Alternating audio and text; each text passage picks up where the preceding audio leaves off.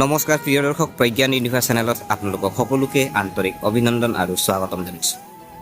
প্ৰিয় দৰ্শক, জুলাই 2024 মাহটো তুলা ৰাশিৰ জাতক জাতিকাসকলৰ বাবে কেৱল এটা সাধাৰণ মাহ নহয়, বৰঞ্চ ভাগ্যৰ নতুন দুৱাৰ মুকলি হোৱাৰ এক বিশেষ সময়।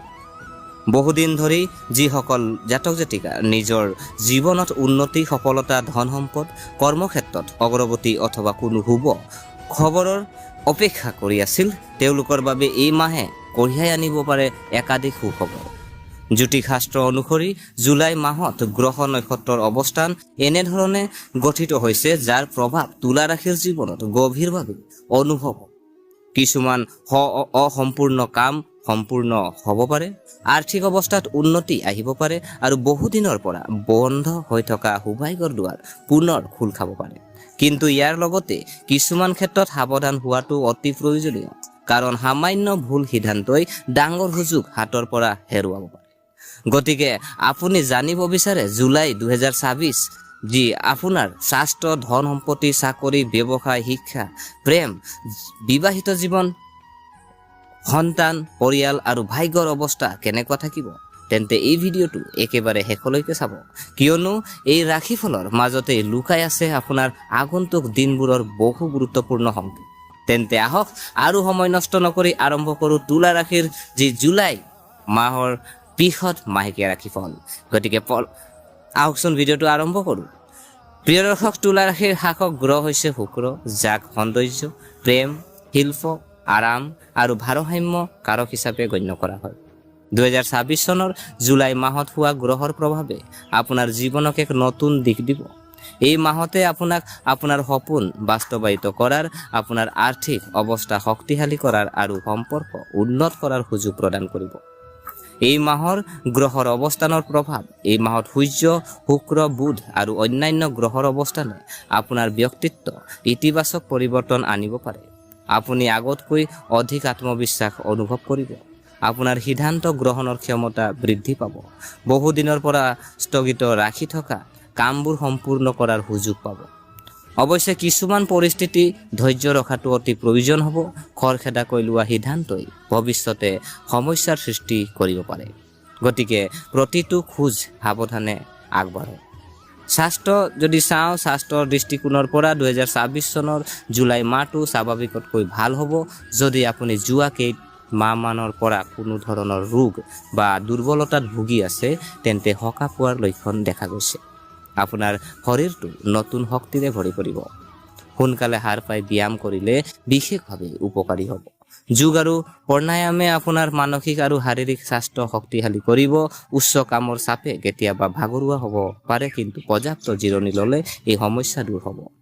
গেছ, এচিডিটি, পেটৰ সমস্যা, ৰক্তচাপ বা ডায়েবেটিছ থকা সকলে খাদ্য অভ্যাসৰ প্ৰতি বিশেষ গুৰুত্ব দিব লাগে। বাহিৰত খাদ্য খোৱা সীমিত কৰক আৰু ঘৰতে ৰন্ধা খাদ্য বেছিকৈ সেৱন কৰক। এই মাহত মানসিক স্বাস্থ্য গুৰুত্বপূৰ্ণ হ'ব। অপ্ৰয়োজনীয় চিন্তাৰ পৰা আঁতৰি থাকক। ইতিবাচক চিন্তা আপোনাৰ বাবে উপকাৰী বুলি প্ৰমাণিত হ'ব।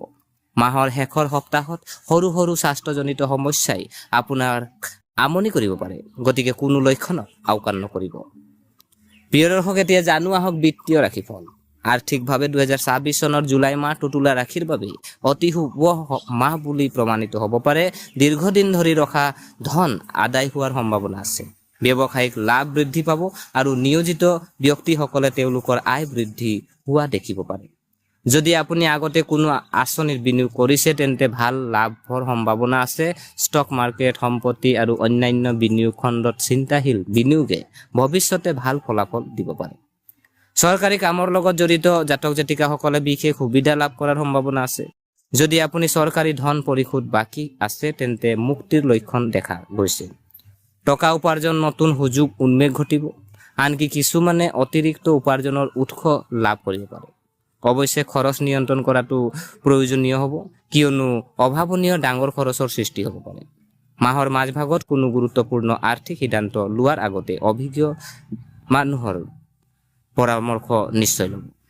কেৰিয়াৰ আৰু চাকৰি যদি চোৱা হয়, কেৰিয়াৰ আৰু চাকৰি যদি চাওঁ, নিয়োজিত জাতক জাতিকাৰ বাবে জুলাই মাহত অতি উত্তম হ'ব। কৰ্মক্ষেত্ৰত আপোনাৰ কঠোৰ পৰিশ্ৰম আৰু নিষ্ঠাৰ শলাগ লোৱা হ'ব। আপোনাৰ কামত জ্যেষ্ঠ বিষয়াসকল হয়তো আপ্লুত হ'ব। যদি আপুনি প্ৰমোচনৰ বাবে অপেক্ষা কৰি আছিল তেন্তে ইতিবাচক খবৰ পোৱাৰ সম্ভাৱনা আছে। নতুন দায়িত্বই আপোনাৰ সুনাম বৃদ্ধি কৰিব। কিছুমানে হয়তো নতুন চাকৰিৰ সুযোগ লাভ কৰিব। সাক্ষাৎকাৰ আৰু প্ৰতিযোগিতামূলক পৰীক্ষাতো সফলতা দেখা গৈছে। অৱশ্যে কৰ্মক্ষেত্ৰৰ ৰাজনীতিৰ পৰা আঁতৰি থকাটো গুৰুত্বপূৰ্ণ।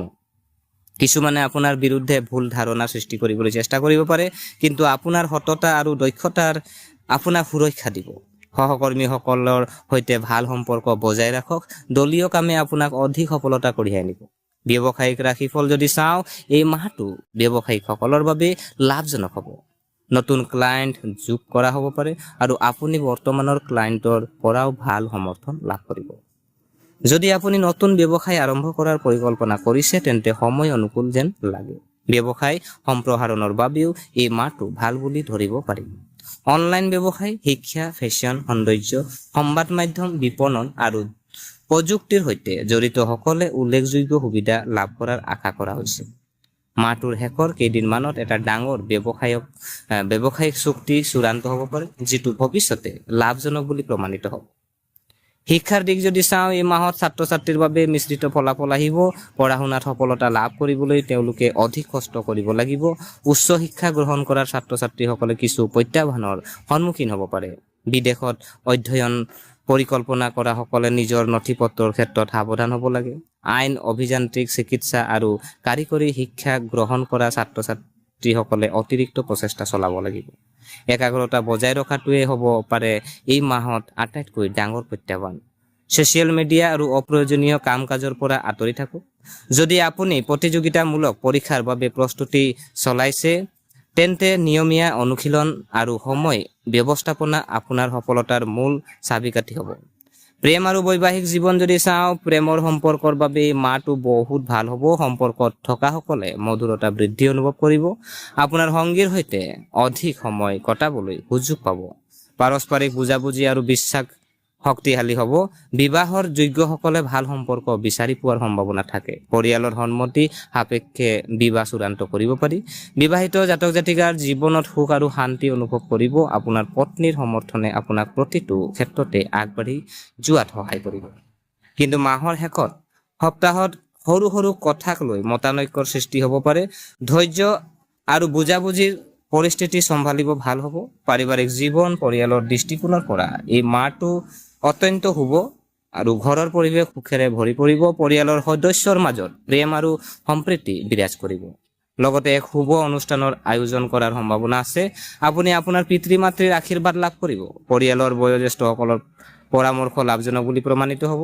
মহিলা আত্মীয়ৰ পৰা উপকাৰ পোৱাৰ ইংগিত পোৱা যায়। পৰিয়ালটো আৰ্থিক অৱস্থা সুদৃঢ় হ'ব। যদি পৰিয়ালটোত চলি থকা কোনো বিবাদ হৈছিল তেন্তে ইয়াৰ অন্ত পৰাৰ সম্ভাৱনা আছে। শিশুৰ পক্ষ যদি চাওঁ, আপুনি হয়তো আপোনাৰ সন্তানৰ পৰা কিছু ভাল খবৰ পাব। তেওঁলোকৰ এই কৃতিত্বই আপোনাক গৌৰৱ অনুভৱ কৰিব আৰু অৱশ্যে তেওঁলোকৰ শিক্ষা আৰু আচৰণৰ প্ৰতি গুৰুত্ব দিয়াটো প্ৰয়োজনীয় হ'ব। কিছুমান শিশুৰ পৰা শুনাৰ প্ৰতি আগ্ৰহ অভাৱ হ'ব পাৰে। পিতৃ মাতৃয়ে সন্তানৰ সমস্যা বুজিবলৈ অধিক সময় কটাব লাগিব। ভ্ৰমণৰ ৰাশিফল যদি চাওঁ, এই মাহত বহু ভ্ৰমণৰ সম্ভাৱনা আছে।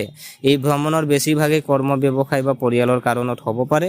পূব দিশলৈ যাত্ৰা কৰাটো বিশেষভাৱে উপকাৰী বুলি প্ৰমাণিত হ'ব পাৰে। অৱশ্যে সকলো ভ্ৰমণেই আশা কৰা ধৰণৰ সুবিধা নাপাব। গতিকে আপোনাৰ ভ্ৰমণৰ পৰিকল্পনা ভালদৰে কৰক। বিদেশ ভ্ৰমণৰ পৰিকল্পনা কৰা সকলে কিছু বাধাৰ সন্মুখীন হ'ব পাৰে, কিন্তু ধৈৰ্যই সফলতা লাভ কৰিব। সামাজিক জীৱন যদি চাওঁ, সমাজত আপোনাৰ সন্মান বাঢ়িব। মানুহে আপোনাৰ কথাক মূল্য দিব।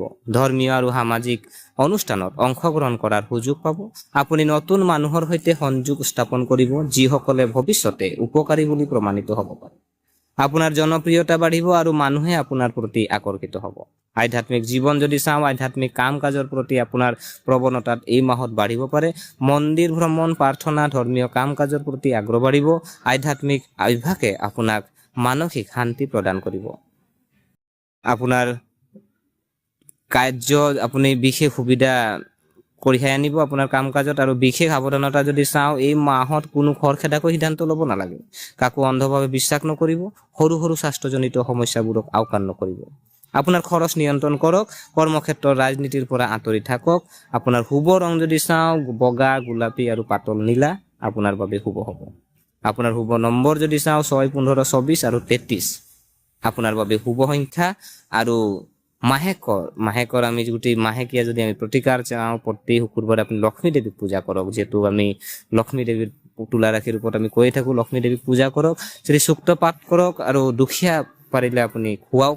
বগা কাপোৰ আৰু বগা মিঠাই দান কৰক। শুকুৰবাৰে লক্ষ্মী মন্দিৰত ঘিউৰ বন্তি জ্বলাওক। মুঠতে 2026 চনৰ জুলাই মাহটো তুলা ৰাশিৰ বাবে প্ৰগতি, আৰ্থিক সমৃদ্ধি, পাৰিবাৰিক সুখ আৰু নতুন সুযোগৰ মাহ বুলি প্ৰমাণিত হ'ব পাৰে।